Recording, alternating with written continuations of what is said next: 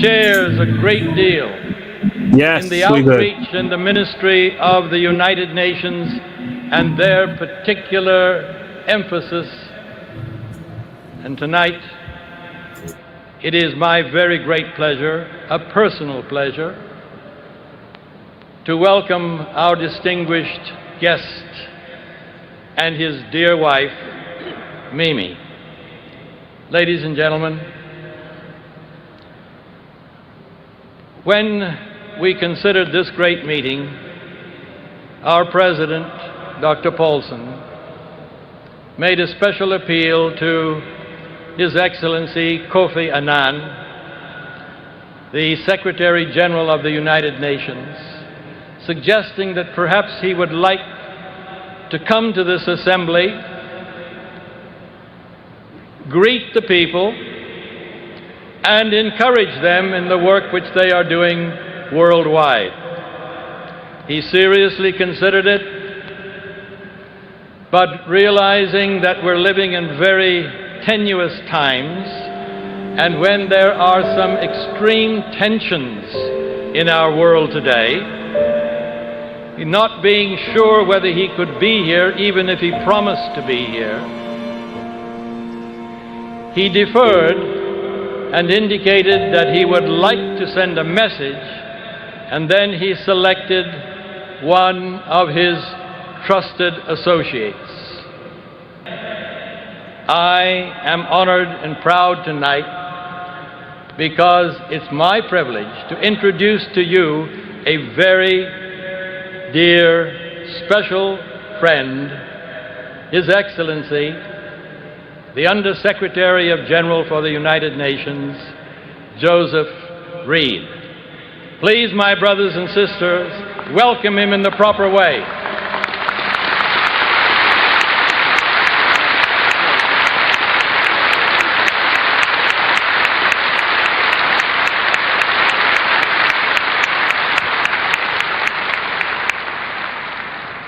President Paulson, Elder Falkenberg, Elder Wilson, Secretary Bediako, Treasurer Rawlson, Governor General Sir Silas Atopare of Papua New Guinea, Excellencies, religious observers, delegates, distinguished friends. Congratulations to the elected leaders. Good wishes, Godspeed. Delegates, on behalf of the Secretary General of the United Nations, Mr. Kofi Annan, I welcome this opportunity to greet all of you assembled here in the great city of Toronto for the General Conference session of the Seventh-day Adventists. I salute all in the planning and organizing committees who brought this milestone gathering, the quinquennial World Session, together. A great accomplishment, a great feat. President Paulson, I feel proud and privileged to be here with you. In our changing and interdependent world, the Seventh-day Adventists provide a beacon of conscious humanism and spiritual leadership. Delegates, our special thanks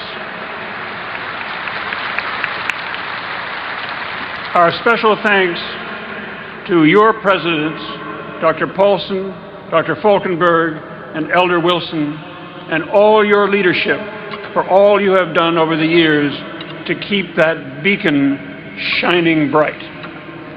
Delegates, allow me to use this occasion in a personal capacity as Undersecretary General of the United Nations to appeal to you, representatives of the Seventh-day Adventists from around the world, to continue to give the United Nations the support we need for our world organization.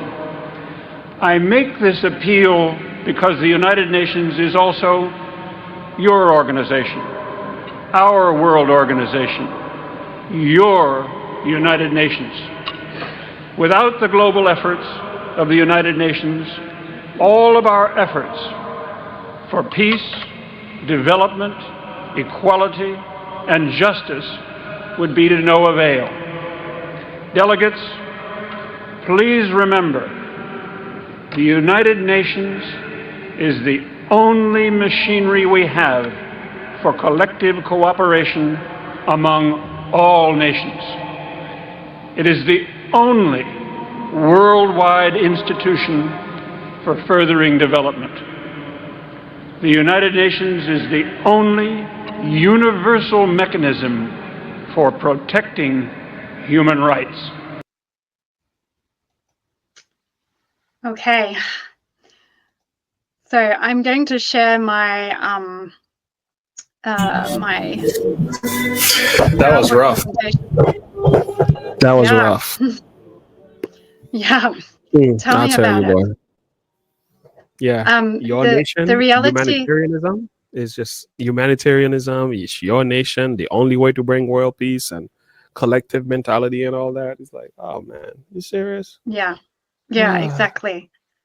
And the thing that we think that this is like a recent thing that we've become aware of. There were people at that conference. We've got to remember there were people there who, I don't know, what were they doing when this was all going on? You know, they were there. Were they being silent? What was happening?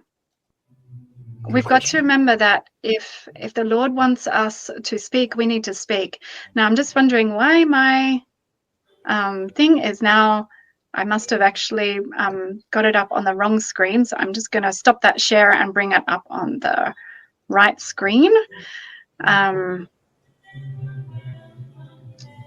Share screen. Shares a great deal in the outreach and the... Okay, I've got up the right one. All right. So I'll just go through to where we were. We'll get there. The thing that really horrifies me is that no one actually stood up and said, this is horrifying. What are you saying? It's the only place on earth that we can actually find our actual human rights met. You know, this is not biblical. What were they doing? What were they thinking? Why were they silent?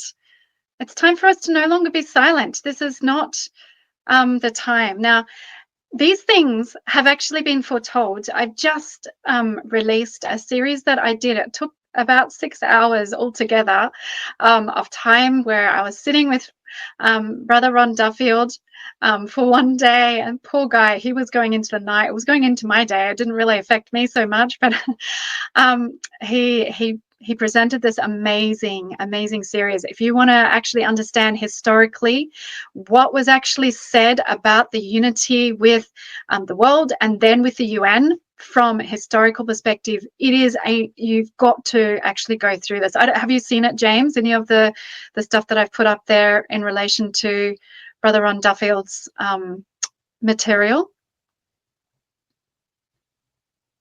Is that new to you, or have you seen it?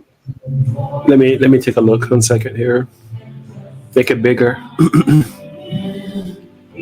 Cancel due to rebellion. Okay, that's new. I didn't watch all of these. I know you've addressed them. I've seen a few of his videos with yourself, but I didn't finish these ones. No, this is new to me. No, this is really good stuff. We've got to watch it. I just realized I've got 3 there, but it should say 2. So there's 1, 2, and 3.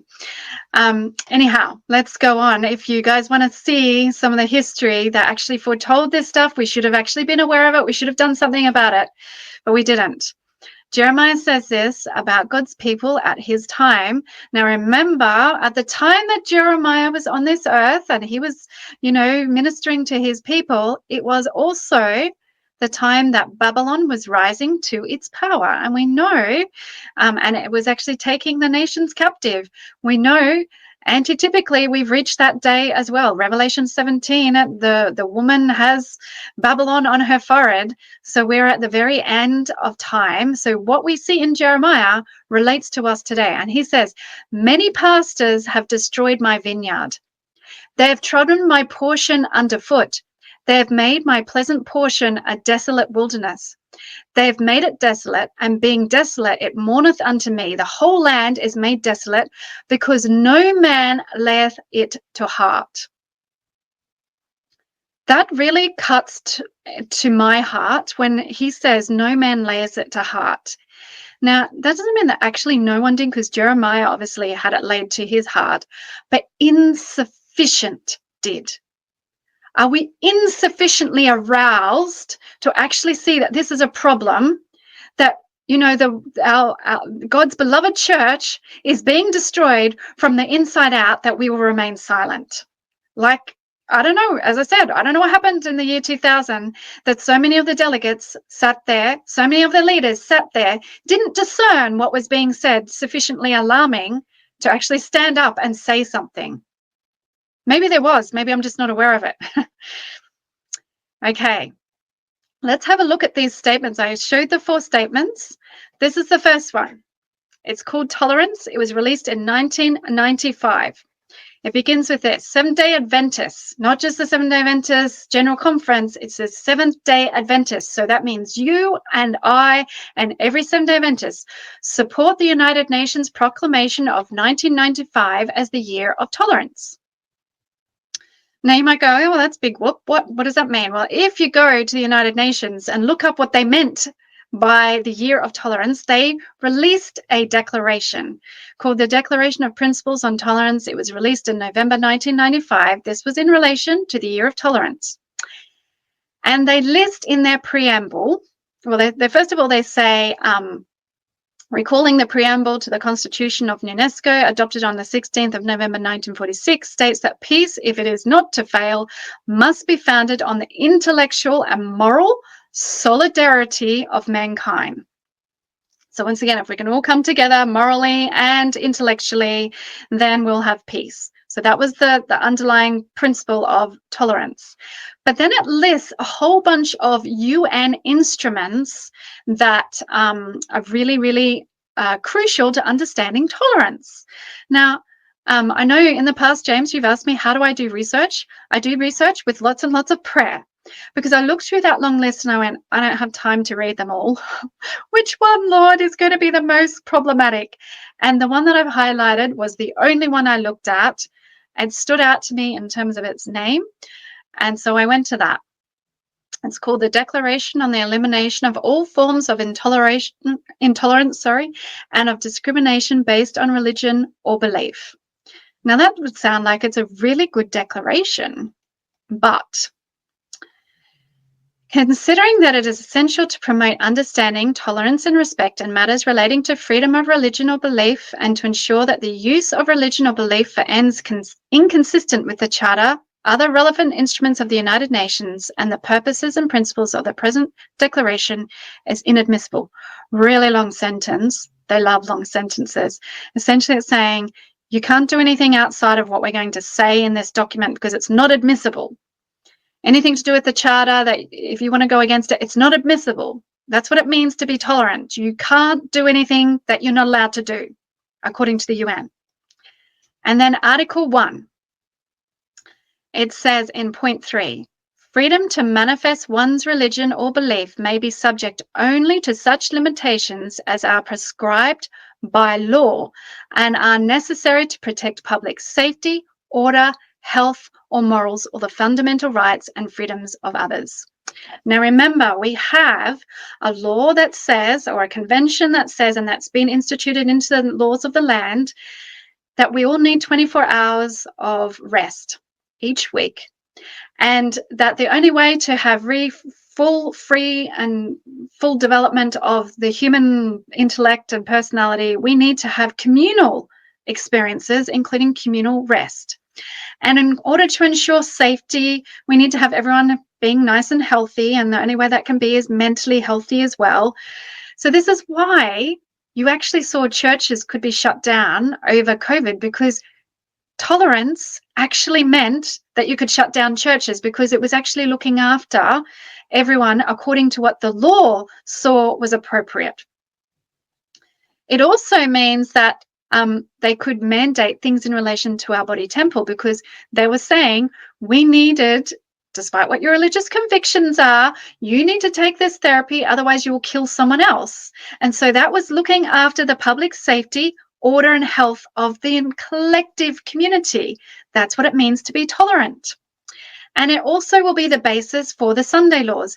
In order for us to demonstrate tolerance to our fellow man and actually care for their health, mental health as well as physical health, we need to make sure that we have a universal day of rest. And obviously, if we're looking after the climate, we're also looking after our fellow man as well. And if we keep the Sunday law, it's actually going to look after our climate. When we had this statement on our website in 1995, we were saying it is okay for nations to make laws in relation to our worship. This is the second statement that is there. It's called religious freedom. Well, that sounds wonderful too. But this is what it says. For more than centuries, Seventh-day Adventists have been active promoters of religious freedom. True. We recognize the need to champion freedom of conscience and religion as a fundamental right in harmony with the scriptures. Is that what it says? Does it say in harmony with the scriptures? It says in harmony with the instruments of the United Nations. How do we understand human rights? Remember what that guy was saying from the United Nations at the General Conference in the year 2000? He was actually saying that United Nations is the only place where you can have your human rights met. Mercy. So if they are the one who gives it to you, right? I thought the Constitution of the United States says that we have an inalienable right, which is given to us by God because we are made in God's image. So, okay, so now if you give that over to the UN, well, they can give it and take it away whenever they want to.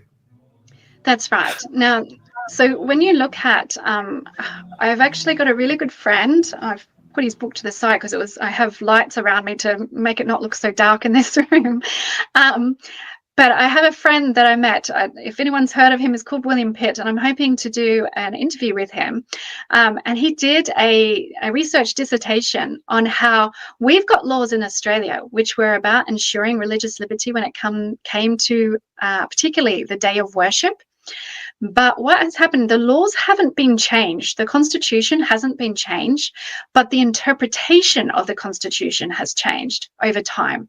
And it's changed to actually mean that, yes, states and so forth can make laws against our religious liberty and our worship.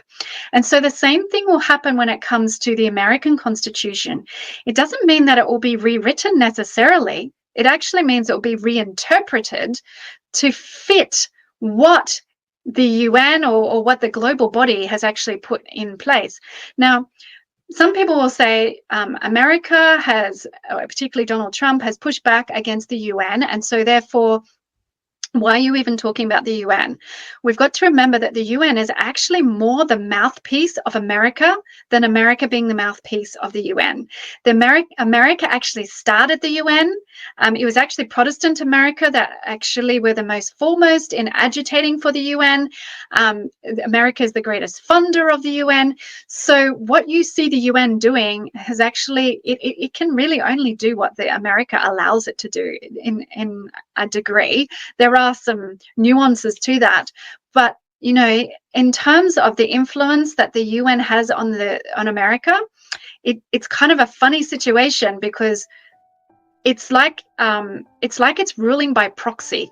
It actually, you know, washes its hands of being the policeman, but it actually is the policeman, as in America is pretending like it's not the policeman, but it actually is the policeman. They try and pretend to remove themselves from the UN, but they actually aren't. America still is the largest funder for the UN, even under Donald Trump. So yes, see this as being a warning to not just people everywhere else. It is also a warning to those in the US.